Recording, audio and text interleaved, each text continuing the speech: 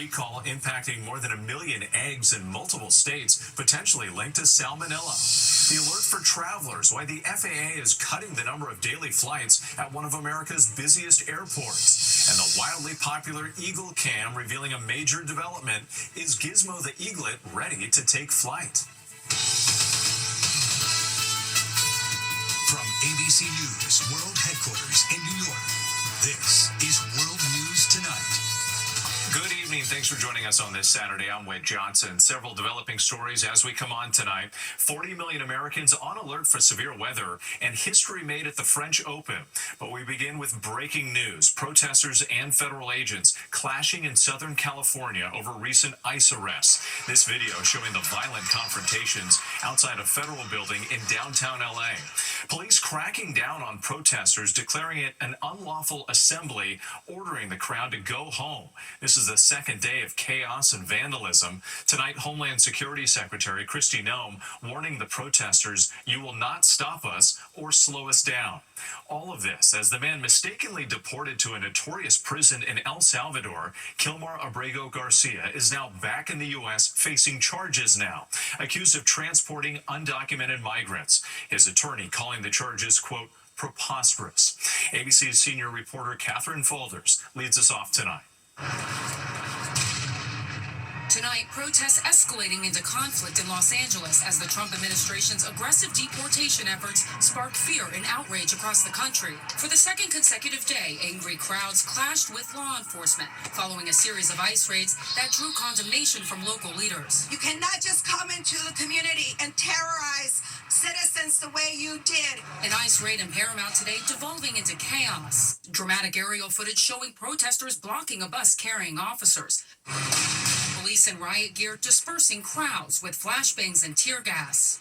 The FBI vowing to find people they say threw rocks at law enforcement vehicles.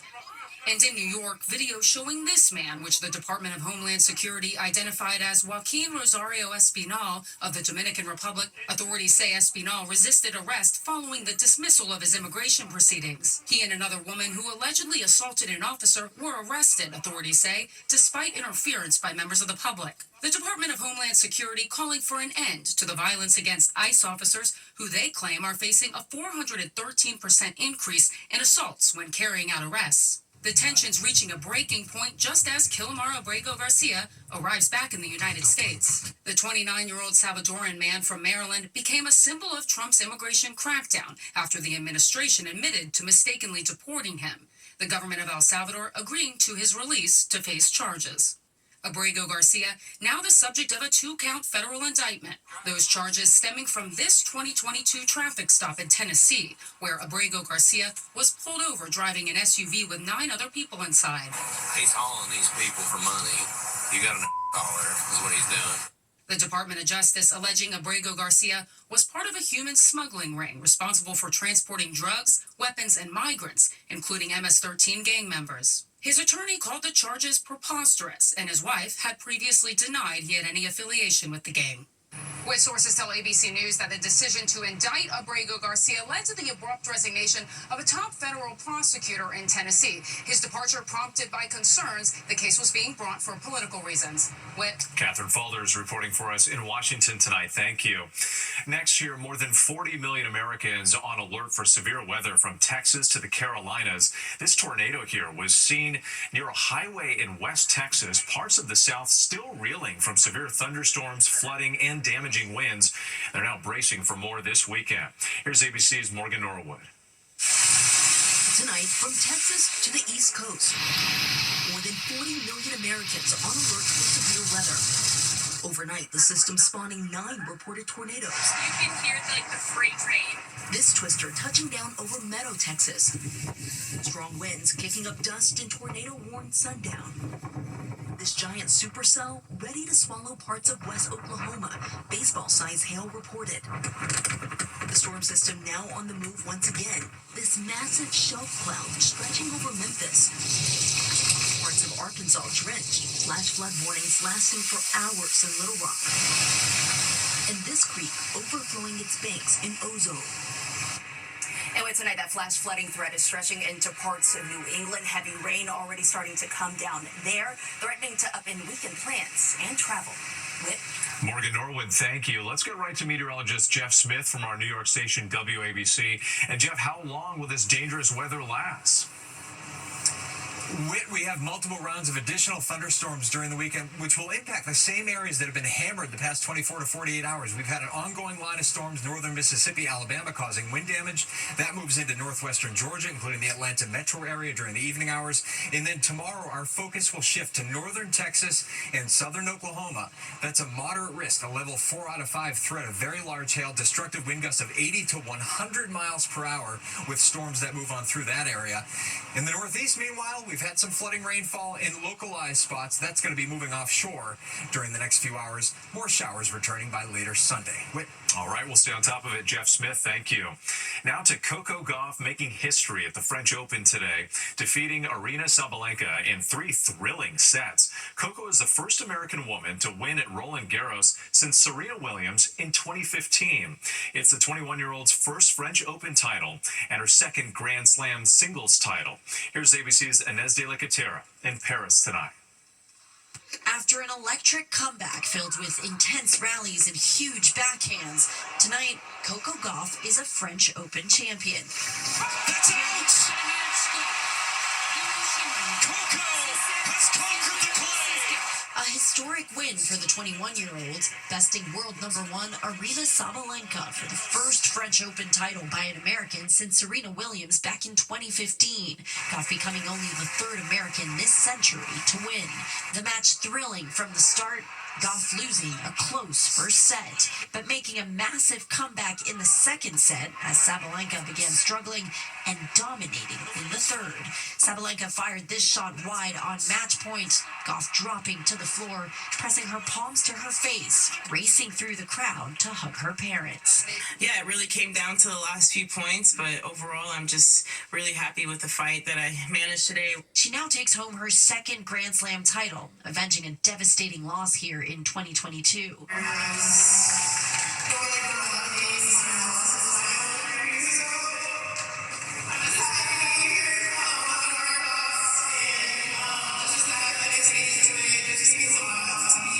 The tournament began with Gauff forgetting to bring her rackets to the court.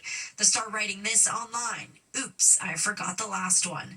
Tonight, as she becomes the first woman to rally from a set down to win their first major 2 titles, another box is checked.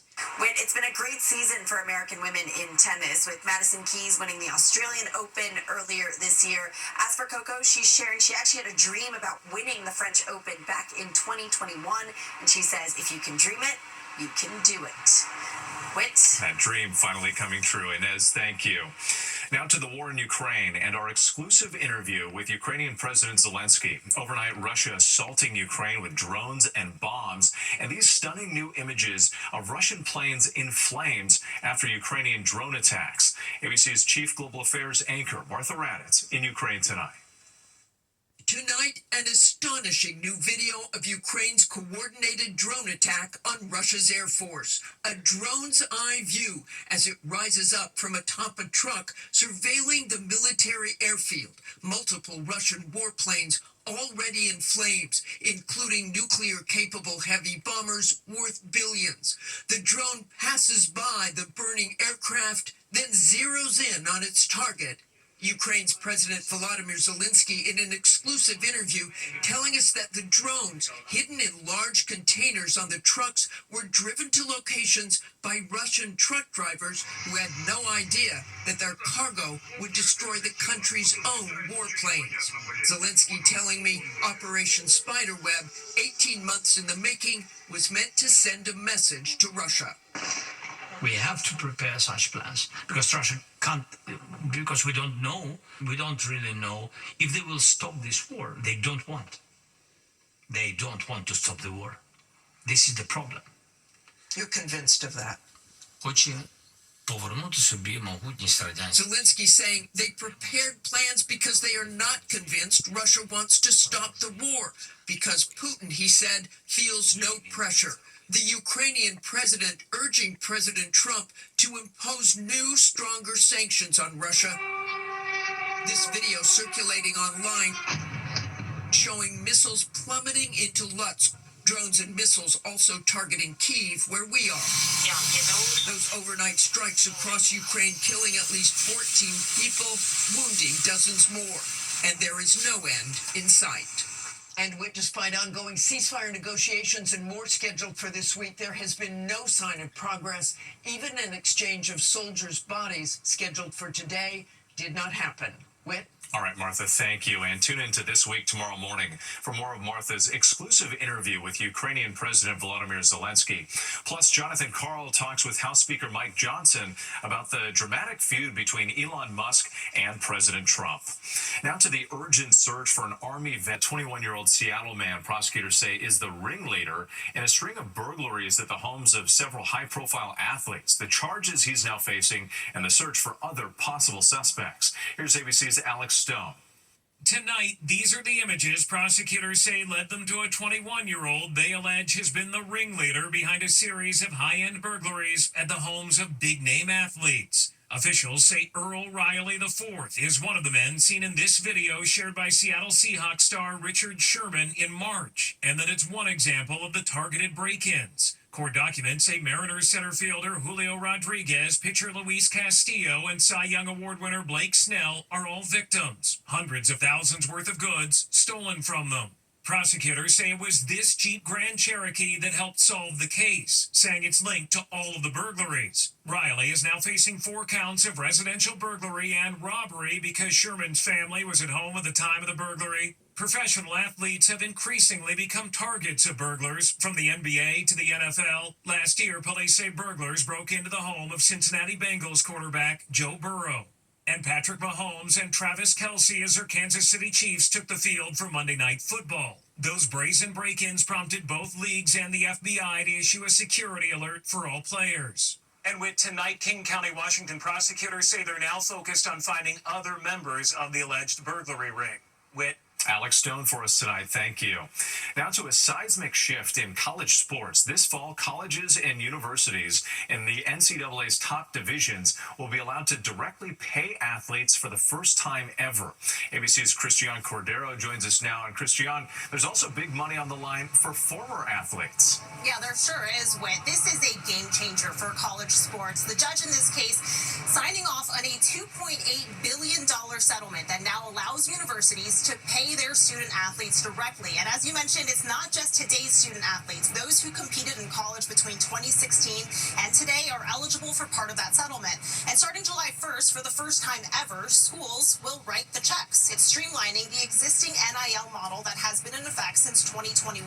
The judge in this case said this agreement allows the universities to share their athletic revenues with the student athletes driving them, but still a lot of questions and likely more legal challenges. Are these athletes considered employees of their universities? If so, are they entitled to collective bargaining? The NCAA's president acknowledged this is a transition period and said there will be bumps in the road.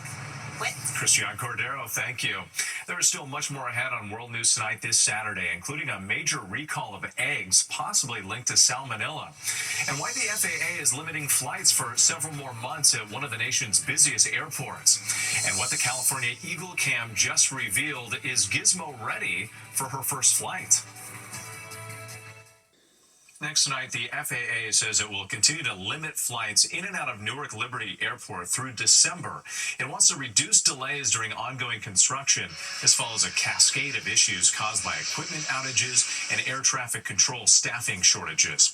We have an important recall tonight involving eggs potentially linked to a salmonella outbreak, according to the FDA. August Egg Company is voluntarily recalling 1.7 million organic and cage-free brown eggs after 79 people have gotten sick. 21 had to be transported to hospitals. The eggs were sold under multiple brand names across 9 states. The CDC has a list of the recalled eggs on its website, cdc.gov. When we come back, the moment of truth for Gizmo the eaglet. To the index, and the magic moment captured this morning on the Eagle Cam in Big Bear, California. Gizmo, 13 weeks old, appearing to stumble out of the nest, but then flying to a nearby tree. Gizmo following behind older sibling Sunny, whose first flight was on Monday. We'll be right back.